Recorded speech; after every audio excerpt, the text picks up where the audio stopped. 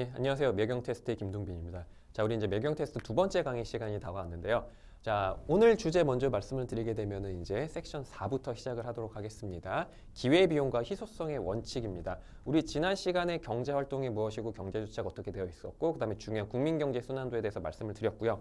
그 다음에 이제 그 순편익 극대화라는 경제활동의 기본 원칙에 대해서 말씀을 드렸는데, 이제 요거를 조금 더 보다 엄밀하게 들어가기 위해서 이제 필요한 개념들이 있습니다. 기회비용이라는 컨셉 개념이 하나 있고요. 그 다음에 희소성의 원칙이라는 개념, 매우 중요한 원칙인데 요거 시험에도 자주 나오는 출제 경향에도 나오기 때문에 중요합니다. 그래서 하나하나 살펴보도록 할게요. 자, 먼저 이제 희소성의 원칙에 대해서 말씀을 드리도록 하겠습니다. 희소성의 원칙. 희소하다라는 단어 좀 생소한 단어긴 할 텐데 뭐 지나가다가 한두 번 정도 얼핏 들으셨을 것 같기는 해요. 희소성이 무엇인지부터 좀 설명을 드리도록 할게요. 희소성. 희소성이란 인간의 필요나 욕구에 비해서 이를 충족시켜줄 자원이 부족한 상태를 지칭합니다. 이게 바로 희소하다라는 겁니다. 여러분, 희귀하다라는 단어랑은 약간 뉘앙스가 달라요. 희귀한 거는 그냥 진짜 부족한 거야. 정말 없는 거야. 그러니까 지구상에서 발견되기도 정말 없을 뿐더러 진짜 이게 총량 자체가 정말 작게 되면 우리는 얘를 희귀하다라고 얘기를 하는데, 희소하다라는 건 그게 아니라 인간의 필요보다 작다라는 얘기입니다. 인간의 필요보다. 그러니까 예를 들어서 뭐 여기다 이제 그려보도록 할까요? 자원량이 되게 많아. 자원량이 이만큼 있는데 부존 자원량이 어느 정도 있습니다. 그런데 인간의 욕구가 그거보다 더 커요. 그러면 우리는 얘를 희소하다라고 이렇게 이름을 붙입니다. 즉 예를 들면은 그 아마존의 밀림 되게 많죠. 뭐 한반도 면적의 몇십 배잖아요. 거기 밀림들이 빼곡하게 차 있습니다. 그러니까 목재, 아마존에 있는 목재 양은요, 그 몇 조 톤 정도 되지 않을까요? 뭐 양이 무지무지 많겠죠. 하지만 이렇게 나무라는 자원을 필요로 하는 인간의 욕구는 그거보다 훨씬 더 큽니다. 그렇기 때문에 이런 목재라든가 나무 이런 자원들은 희소하다라고 표현을 할 수가 있겠죠. 즉 이 부존 자원 양의 절대적인 크기가 많고 적음으로 희소성을 판단하는 게 아니다라는 얘기입니다. 희소성은요, 상대적인 가치예요. 즉 인간의 욕구보다 이 자원 양이 많으냐 적으냐에 따라서 이 자원은 희소하냐 희소하지 않느냐를 이렇게 기준을 삼을 수가 있다라는 겁니다. 즉 희소성은 상대적인 개념이다라고 생각을 하셔야 되는 거예요. 자, 그럼 희소하지 않은 자원도 있을까요? 그럴 수 있겠죠. 예를 들면 우리 산소, 공기.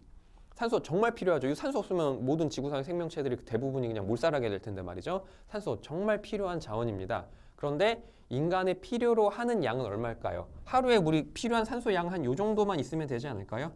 인간의 필요 양입니다. 뭐 하루에 딱 그 정도 호흡만 하면 되잖아요. 뭐 하루에 생존을 위해서 필요한 산소만 있으면 되지 그거보다 더 많이 있을 필요는 없겠죠. 하지만 지구상에 존재하는 산소는 다행스럽게도 아직까지는 인간의 필요 양보다 더 초과하고 있습니다. 그렇기 때문에 산소는 정말 생존을 위해서 필요한 요소긴 하지만 다행스럽게도 희소한 자원은 아닙니다.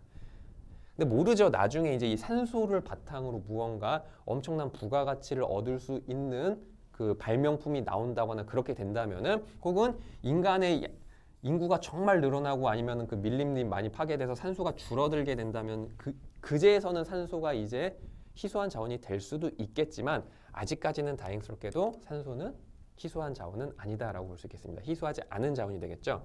자, 이런 식으로 자원이 희소하지 않다, 다행히 인간이 필요한 양보다 넘쳐난다라고 하면은 우리는 걔를 무상재다라고 이름을 붙입니다. 무상재. 공짜란 얘기죠. 그러니까 영어로는 프리굿이에요. 프리굿. 그러니까 뭐 옛날에는 자유제 이렇게 표현했는데 뭐 비슷한 뜻입니다. 자유롭게 써도 된다는 얘기입니다. 돈 안 내도 돼요. 즉 이러한 무상재 같은 경우는 인간의 수요보다 공급이 훨씬 더 넘쳐나기 때문에 넘쳐나서 우리 경제학의 두 번째씩 뭐라고요? 흔하면 싸진다. 근데 너무 흔해. 그러니까 시장 가격도 책정이 안 돼. 그냥 다 공짜로 쓰면 되는 거죠. 산소가 그렇다고요. 산소가 무상재라고요. 여러분 숨 쉴 때 돈 내시는 분 계십니까? 아, 내가 산소 숨을 쉬었으니까 어제는 뭐 8,000번 쉬었으니까 뭐 8만 원 내야지. 전혀 그럴 필요가 없다라는 얘기입니다. 하지만 나중에 이런 산소도 이제 희소하게 되면 어떻게 됩니까? 경제재로 바뀌어요.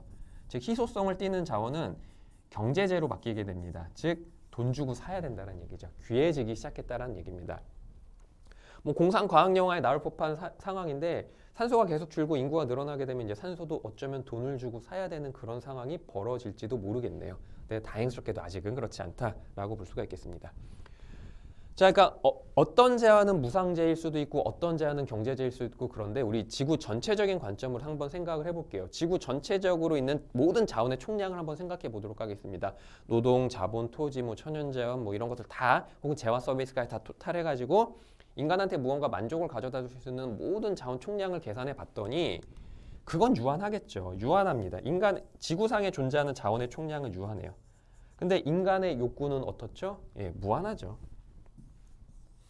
인간은 진짜 욕망의 동물이잖아요. 여러분 이제 서 있으면 앉고 싶고 앉으면 눕고 싶고 누우면 자고 싶고 막 이렇잖아요. 계속 인간의 욕구는 끝이 없죠. 그렇기 때문에 지구 전체적인 관점에서는 지구상에 존재하는 모든 자원 대비 인간의 욕구가 무한하기 때문에 안타깝게도 우리는 전체적인 관점에서는 희소성에 직면을 하게 되는 겁니다.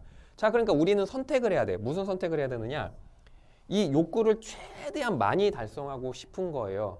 그러니까 여러분 경제학은 어떤 도덕이라든가 윤리적인 학문이 아니에요. 되게 세속적인 학문입니다. 그러니까 인간을 욕구를 달성하게 되는 어떻게 보면 기계라든가 짐승처럼 짐승이라고는 너무 좀 심한 표현이긴 한데 욕구를 달성하는 좀 세속적인 관점에서 접근해 주셔야 되는 겁니다.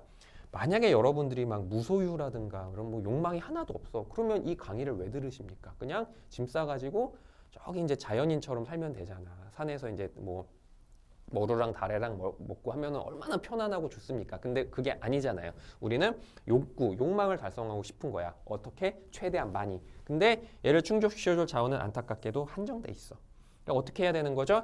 이 한정된 주어진 자원을 바탕으로 적재적소에 배치를 해서 최대한 욕망을 크게 달성하고자 하는 인류의 최대 목표에 직면하게 되더라. 그게 바로 희소성의 원칙입니다. 즉 우리는 이 한정된 자원을 잘 나눠야 돼. 이 자원을 바탕으로 이 자원으로 고기를 사 먹고 요 자원으로는 뭐 철강을 만들어서 뭐 자동차를 만들고 뭐 요 자원으로는 컴퓨터를 만들어서 게임을 하고 이런 식으로 주어진 자원을 잘 배분해서 욕망을 최대한으로 달성하고자 하는 게 희소성의 원칙이 되겠습니다. 즉 자원 배분을 잘해야 돼. 어떻게 하느냐? 우리 앞서서 공부했습니다.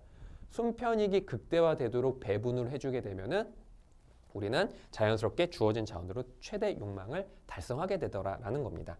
자, 여러분들 뭐 만약에 이제 매경 테스트라는 시험에 직면해 있다고 칩시다. 여러분들 목표는 뭡니까? 이 매경 테스트에서 최대한 고득점을 받는 거죠. 나는 막 요 정도 득점이면 대가 아니라 기왕 받을 거 점수를 가장 높게 받아가지고 높은 등급을 받으시면 좋잖아요. 자, 근데 여러분들한테 지금 남아있는 자원은 뭐죠? 가장 중요한 자원. 예, 시간이죠.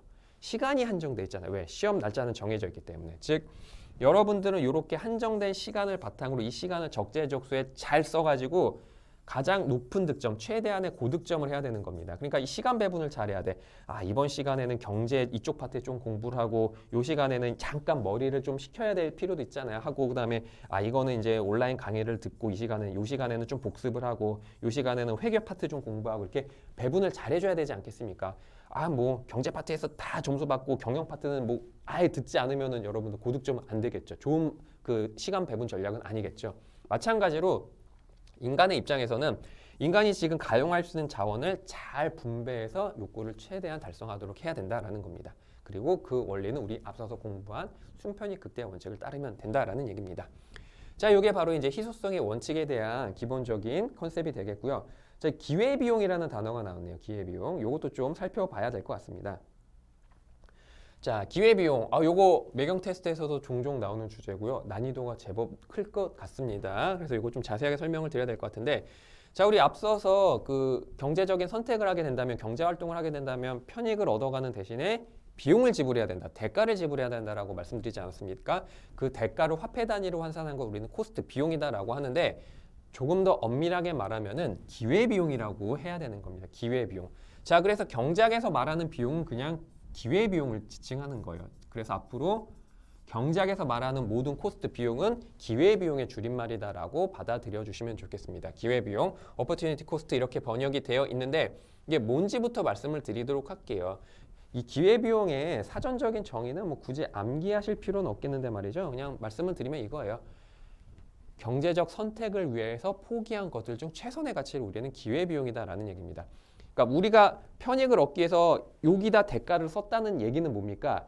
이 대가를 이 경제활동에 투입하지 않고 다른 경제활동에 투입했어도 되지 않겠느냐라는 얘기입니다. 그러니까 예를 들어서 자, 우리 소비라는 경제활동을 하는데